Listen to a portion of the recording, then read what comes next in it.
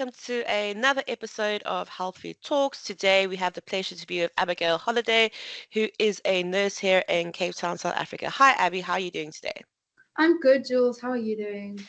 I'm good, thank you. Thank you for so much for taking the time out of your busy schedule to sit with us. I'm really excited to chat to you, and I hope our listeners and you will enjoy this episode.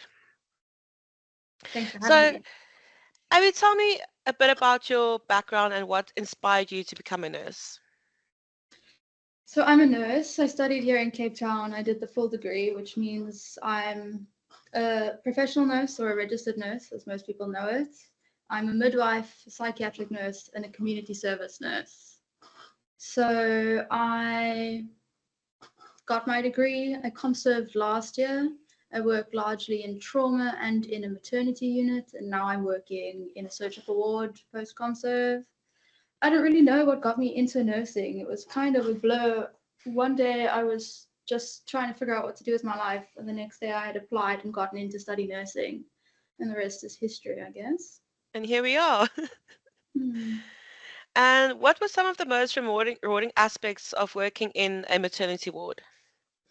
It was definitely, there's a lot about it. There's always, obviously, everybody knows it's exciting to bring new life into the world. There really is something about being the first hands to touch a brand new life and Mm, knowing that you'll never see that baby again, but the possibility and the potential going forward is just immeasurable. I would say that's definitely it, but also my favorite thing about it is my passion will always be women-based care. mm, There's something very special about helping women through what is a very, very difficult time. I would say that. definitely. And how do you handle those emotional challenges that come with supporting families through childbirth and early motherhood? It can be difficult, yeah, but at the end of the day, it's maternity in particular is a very joyful place to work. It's Mm, a very happy working environment. So as much as the struggle is there, you go through a difficult birth and it's challenging in a lot of ways, but at the end of it, there's just so much joy in the end product that the rest kind of falls away. And as for the rest of it, you have bad days, everybody does, but it's always just about finding that balance, mm, giving it my all when I'm there. You have all of me while I'm on shift. When my shift ends, it becomes my time. I sort of yes. clock out, I leave it there, and I just continue on with my own life. And what specific skills or qualities do you think are essential for a maternity nurse to have? You definitely have to have a lot of patience. It's both Yes. a very long process. It can be many, many hours you can spend your whole shift on one person. So patience is key. And then the other biggest one would be compassion, because it is really the most difficult moment in a woman's life.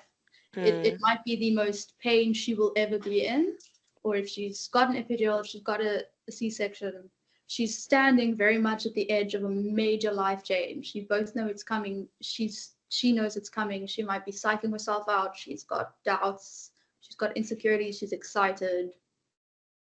That that would be for me. Yeah, you need to be able to patience. get through that. You need to be able to support them through that. What was the longest birth that you've had to endure? I I had a patient where I arrived and she had arrived for a day shift. She'd come in the early hours of the morning. I worked my 12-hour shift with her from 7 until 7. She was there. By the time I left, it looked like she was progressing, and I assumed that it would maybe be 2 or so hours and she'd be done. But when I got back the next morning, she was still Wow. in labor. Oh my But gosh, that must have been terrible. yeah, shame. There's no controlling it. That's the thing. If you want to Definitely. if you want to go through your body makes the decisions for you. There's nothing you can do. Like you said, it's a patient game. Mm. And can you share a particularly memorable experience or story from your time working in the maternity ward? Like one story that's like stood out to you. There are many ways you could go with it, but I think the biggest thing that I've come away from is moments of real resilience. So I remember we had a particularly difficult birth, and where I last worked in a maternity ward, it was a public government ward and it was a clinic, so it's really Mm, only for low risk You don't have C-sections there. You can call an ambulance, but it might take 13 hours to arrive. So I remember one woman, we had what became a real emergency. She had a cord prolapse. So the umbilical cord had come out of the vaginal canal, it had left the uterus and was hanging outside. So you have to really act very quickly with that. And ideally, you get them into a C-section immediately, but that obviously wasn't an option for us. We referred her, we'd called an ambulance, but it became clear very quickly that the baby had to come out as soon as possible. And I just remember all of us rallying, looking at the patients and saying, okay, mom, it's time now. We have to save your baby's life, and you're the one that has to do it. And we asked her to do a few things, change position, and then just start pushing like her life depended on it, which very much it did. And Yes. she did. She listened exactly to what we said. It was a very difficult time. She was very stressed. She was in a lot of pain. But every instruction we gave her, she did it in such an amazing way. She saved her baby's life more than we could have in that day. Wow, that's must have been an amazing experience. Also, just to see like the resilience of a mother going through that pain from giving birth, but still pushing through. Yeah. Enjoying this episode? Ever thought of starting your own podcast? Podup.com is your go-to. They've got everything you need to run a pro show, including 35 or more AI-powered tools for success. Sign up today for a free starter account and get 15% off with the code HealthETalks15. The code is HealthETalks15. Plus, check out podallies.com for a done-for-you podcasting experience, complete with website, social media, and editing. Start now and let's launch your podcast together. And you said the most quality of skills you have to have is patience, but what was some of the most common challenge that you had to face in the past? Birth is a very emotionally charged situation. Again, the patients are in the most pain they've ever been in their entire life. So their emotions are running high. The room itself is so emotionally charged that you can't help but kind of, it also gets a hold of you. It's a bit difficult to remain calm and emotionless when somebody is screaming and shouting, and 1 minute they're so grateful that you're there, and then the other minute they hate you and you're the reason they're there. Yeah, so those would be the challenges of keeping yourself quite calm, keeping a hold of your emotions, and very much controlling the situation. You really have to be able to take charge and not let it And get I, a hold of you. Remain separate from it. Remember, you are yes. the midwife. You are here to do this, and just acknowledge the situation. That in a couple hours, everything will be over, and everybody will be fine. And I kind of just imagine also just having like their partners and families there also like looking at you for answers can be a Yeah, challenge. the family is often the biggest challenge, but it's also you just have to really remain calm. As long as you're calm, you'll keep everybody around you calm. They just want a little bit of reassurance. They want to know that everything's going to be okay. They just need to be able to look to you for that. And obviously, there's other healthcare professionals in that situation as well. How do you work with them to ensure the best outcome for both mothers and babies and essentially for yourself as well? Yeah, so there's a few ways. Obviously, you work as midwives, you work hand in hand with doctors, or sometimes it's a maternity-led unit and it's only the midwives. But with doctors, there's a lot of, you've got to keep them in contact, you've got to make sure they know what's going on. And I think the biggest thing is advocating for your patients. So sometimes you'll find that a patient will say one thing to you, they'll be more comfortable being honest, but the doctor comes in the room, suggests this thing, and they say, okay, whatever you choose. Or yes, whatever you say. You have to be an advocate for your patient in that moment. If somebody's disagreeing with somebody, you need to keep everybody on track.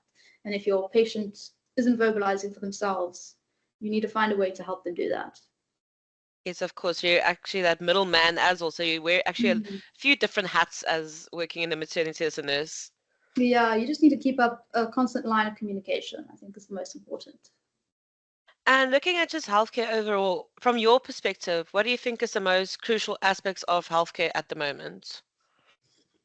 Very much, I would say health education, I think, would be our biggest thing. That's where I think the focus needs to be at this moment, especially with labor and with birth. a lot of people have that thirst for knowledge, which would Mm. be the biggest thing, but a lot of people just don't get it. And a lot of people arrive to birth very unprepared for what the reality of it is, or they don't know the signs and symptoms of labor. They haven't booked their pregnancies. They don't know what to expect going forward. They don't know what they need to do to prepare for it, scans wise, bloods wise, all of that.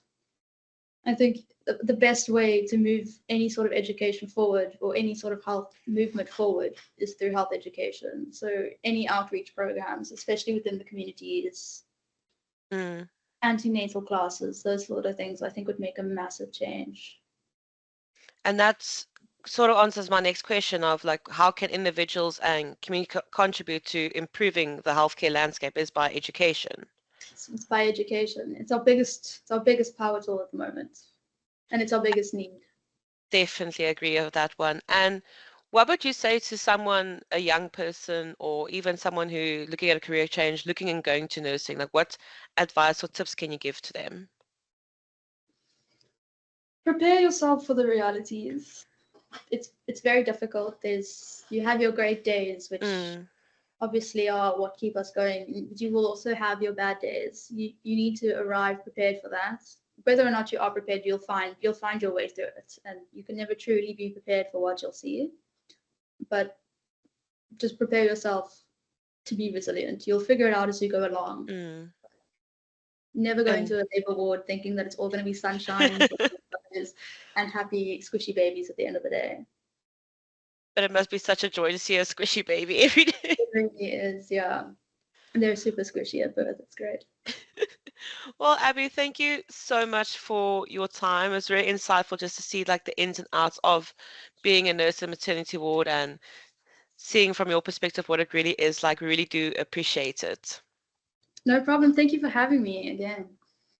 Only a pleasure. Well, everyone else out there, remember to like and subscribe, and we'll see you on the next episode of Healthy Talks.